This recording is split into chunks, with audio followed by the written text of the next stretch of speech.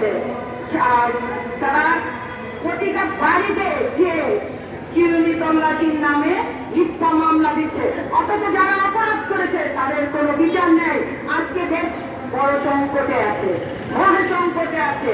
আজ দেশের মানুষ কেউ ভালো নেই, রিক্সা চালক ভাই থেকে জনগণ কেউই ভালো নেই। জনগণের কথা বলার জন্য আমরা সাংবাদিকরা কলম হাতে তুলে নেই, আমাদের মুখের ভাষায় কথা বলি। সেই ভাষাকে নিতে চায় তারা, তারা আমাদের পায়ে শিকল পড়াতে চায়।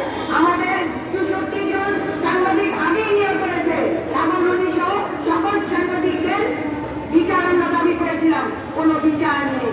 আবার ৪ জনকে নির্মমভাবে হেলিকপ্টার দিয়ে সেই জার্নালিস্টদের মতো গুলি করে হত্যা করে হয়েছে, অথচ তাদের কোনো কথাই তারা প্রকাশ করে না।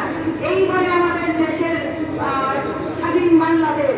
আজকে আমি একজন মুক্তিযোদ্ধার সন্তান, আমার বাবা যুদ্ধ করেছিল এই দিনটা দেখার জন্য। আমরা মুক্তিযুদ্ধে যারা অংশ নিয়েছে তাদের শ্রদ্ধা জানাই।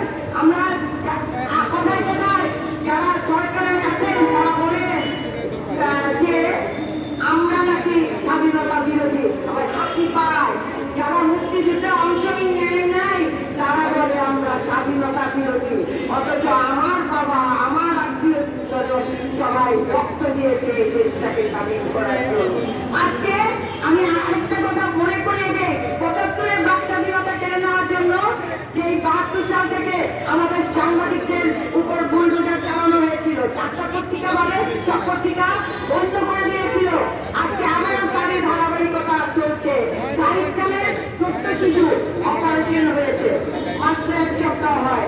আরেক শিশু স্কুলে পড়ে, উপার্জন করে কেউ নেই তার ঘরে।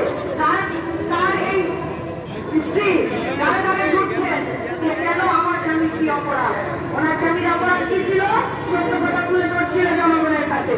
ওনার স্বামীর অপরাধ ছিল সত্য কথা লিখছিল। এই জন্য আজকে প্রতিবাদ জানাতে যাবো কার কাছে? আমাদের সাংবাদিকদের নিরাপত্তা নেই, জনগণের নিরাপত্তা নেই। আজকে শাহিদ খানকে যদি